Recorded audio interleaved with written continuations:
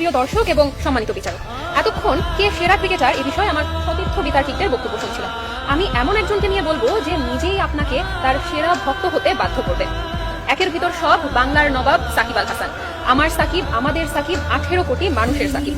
দেশের তাবৎ সুন্দরীরা ক্রিকেটার বলতেই বোঝে গ্ল্যামার বয় সাকিব। এজন্যই সাকিব মডেলিং জগতে এতটা প্রয়োজনীয়। তাই আমার মতো সুন্দরীও যে সাকিবের ভক্ত হয়েই কথা বলবে তা বলাই বাহুল্য।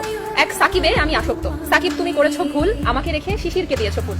সরি শিশির ভাবি, কিন্তু আমরা সবাই চাই সাকিবের মতোই ভাবি। শুনুন শুনুন ক্রিকেট প্রেমীরা, শুনুন দিয়া মন, এসেছি আজ বলতে আমি সাকিব সেরাজন। সাকিব যে শুধু একজন ব্যাটার অথবা বোলার তা কিন্তু নয়, সাকিব একজন অলরাউন্ডার।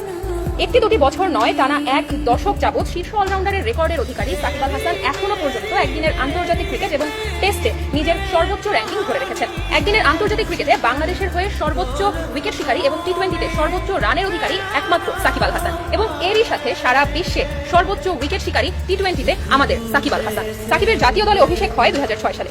অভিষেক ম্যাচের পরে হাবিবুল বাশার বলেছিলেন, আমার জীবনের সবচেয়ে বড় বিষয় আজ আমি এই ছেলেটির কাছ থেকে উপহার পেলাম।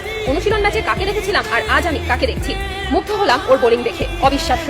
সেদিন যা যা ভুল করেছিল সাকিব, আজ তার কিছুই করেনি। নতুন করে নিজেকে চেনালো সে। এই ছেলে এক ভুল দ্বিতীয়বার করে না। সাকিবকে ব্যাখ্যা করতে গিয়ে তার সতীর্থরা একটা শব্দ খুব ব্যবহার করেন, আর সেটি হলো ডিফারেন্ট। সাকিব তার ডিফারেন্ট আচরণ সবার সামনে প্রথম প্রকাশ করেছিলেন 2007 সালের বিশ্বকাপে। ওয়েস্ট ইন্ডিজে বসবাসরত বাংলাদেশি প্রবাসীরা এক রাতে তাদেরকে ডিনারের জন্য আমন্ত্রণ জানায়, এবং সেই দিন প্রবাসীরা বাংলাদেশ দলের খেলোয়াড়দের নানা দোষ ত্রুটি তুলে ধরছিলেন এবং বিভিন্নভাবে তাদের সমালোচনা করছিলেন। হাবিবুল বাশার চুপ করে বসেছিলেন, কিন্তু আমাদের সাকিব যে 2006 সালে অভিষেক পায়, 2007 সালেই সে কিন্তু তার প্রথম নীরব প্রতিবাদটি করেছিল। সে না খেয়ে ভরা প্লেট রেখে হাত ধুতে উঠে যায়। শৃঙ্খলা ভঙ্গের অভিযোগে 6 মাসের নিষেধাজ্ঞা মাথা পেতে নিয়েছিলেন সাকিব আল হাসান 2014 সালে। সিপিএল খেলতে তিনি নাকি গিয়েছিলেন অনুমতিপত্র না নিয়ে। নিষেধাজ্ঞা কাটিয়ে ফেরার পরের ম্যাচে এক টেস্টে সেঞ্চুরি ও 10 উইকেট নিয়ে সাকিব আল হাসান নাম লেখান ইয়াং বোথামের পাশে, এবং এর পরের প্রথম ওয়ানডেতে আবার সেঞ্চুরি এবং 4 উইকেটের একমাত্র অধিকারী সাকিব আল হাসান। সাল 2015, আমাদের মুস্তাফিজ ভাইয়ের অভিষেক সিরিজের কথা বলছি। অভিষেক সিরিজের একটি ম্যাচে মুস্তাফিজকে ধোনি এমন ধাক্কা মারলেন যে তার কাঁধ ছুটে যাওয়ার জোগাড়।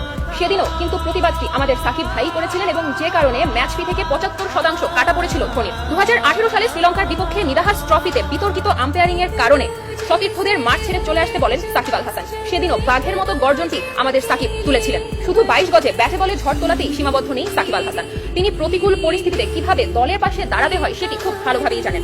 সাকিব একটি মহাকাব্য, যার শেষ অধ্যায় কোথায় সেটা আমরা কেউ জানি না। সেটি জানা আছে শুধুমাত্র সাকিব আল হাসানের।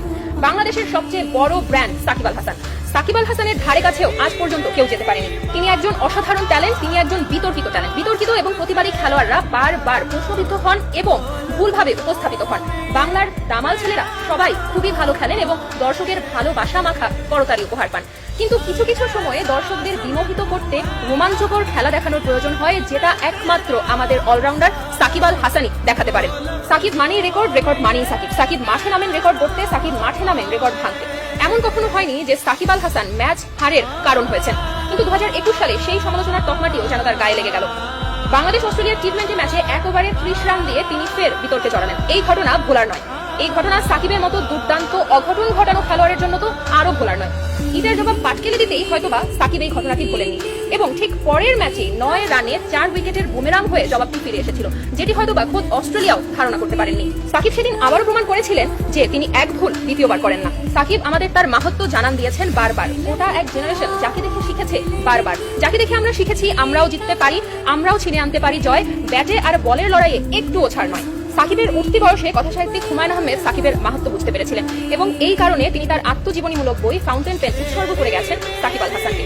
যখন তাকে জিজ্ঞেস করা হয়েছিল এর কারণ, তখন তিনি বলেছেন, ক্রিকেটে একটি ওভারে 6টি বল করা হয়। 6টি বলের প্রতিটিতে থাকে একটি করে সম্ভাবনার গল্প, উইকেট পড়ার সম্ভাবনা, রান হওয়ার সম্ভাবনা। আমার কাছে সাকিব আল হাসানকে মনে হয় সেই গল্পের সংকলন। তিনি আরো বলেন, বল পেনের কালি শেষ হয়ে গেলে সেটি দিয়ে আমরা লিখতে পারি না, কিন্তু ফাউন্টেন পেনের কালি শেষ হয়ে গেলে সেটিতে আমরা আবার কালি ভরে ব্যবহার করতে পারি, আবার লিখতে পারি। সাকিব আমাদের ফাউন্টেন পেন। সবাই থেমে গেলেও সাকিব থেমে যান না। ছেলেটা অদম্য, ছেলেটা অফুরন্ত। 2014 সালে টি-20 বিশ্বকাপে বিদেশি খেলোয়াড়দের শক্তির উৎস বোঝাতে সাকিব বলেছিলেন, ইংল্যান্ড অস্ট্রেলিয়ার প্লেয়াররা বেড়ে ওঠার সময় পুষ্টিকর খাবার পায়, ডিম, দুধ, অরেঞ্জ জুস বাধ্যতামূলক। সেই সাক্ষাৎকারের মূল কথা না বুঝে আমাদের দর্শকরা শুরু করলো অরেঞ্জ জুস নিয়ে ট্রল করা। তখনই সাকিব আক্ষেপ করে বলেছিলেন, এই দেশের মানুষ আমাকে কখনো বুঝবে না। সত্যিই তো, আপনারা সাকিবকে বুঝলেন কোথায় বলুন? যদি বুঝতেন তাহলে তো আজকে সেরা তকমাটা অন্য কারো পাশে লাগাতে পারতেন না। মাননীয় বিচারক, সবশেষে আমি এটাই বলতে চাই, সাকিব আল হাসান যে সেরাদের সেরা এ বিষয়ে কোনো সন্দেহের অবকাশ নেই। আমরা গর্বিত, কারণ সাকিব আল হাসান আমাদের দেশের সন্তান। ধন্যবাদ মাননীয় বিচারক, ধন্যবাদ সবাইকে। প্রিয় সাকিব আল হাসানের ভক্ত, যখনই আসে নতুন কোনো শক্ত প্রতিপক্ষ, আপনি চলে যান আমেরিকাতে কিংবা দুবাইতে নতুন কোনো বিজ্ঞাপনে, নতুন কোনো শুটিংয়ে। বিজ্ঞাপন বেশি জরুরি নাকি ব্যবসা বেশি জরুরি নাকি বাংলাদেশের হয়ে খেলাটা অত্যাধিক জরুরি? আশা করি উত্তর দিয়ে যাবেন। সাকিব আল হাসানের নামের পাশে অলরাউন্ডার তকমাটি কিন্তু এমনি এমনি লাগেনি। তিনি যে শুধু 22 গজের নায়ক তা কিন্তু নয়। তিনি বিজ্ঞাপন বলুন, মাঠ বলুন, সব ক্ষেত্রে তিনি সমানভাবে পারদর্শী বলেই তার নামের পাশে অলরাউন্ডার তকমাটি জুড়ে দেওয়া হয়েছে। বাংলাদেশের মানুষ চাকরি নির্ভর হয়ে নতুন কর্মসংস্থানের সুযোগ হারাচ্ছে। সাকিব আল হাসান নতুন নতুন কর্মসংস্থানের যোগান দিচ্ছে। এই যে আর 2 বছর পরে স্নাতক শেষ করে বের হবেন, তখনই বুঝতে পারবেন চাকরির বাজারে নতুন কর্মসংস্থানের কতটা গুরুত্ব। সাকিব আল হাসান নতুন প্রজন্মকে ব্যবসা করে স্বনির্ভর হওয়ার জন্য অনুপ্রাণিত করে যাচ্ছেন।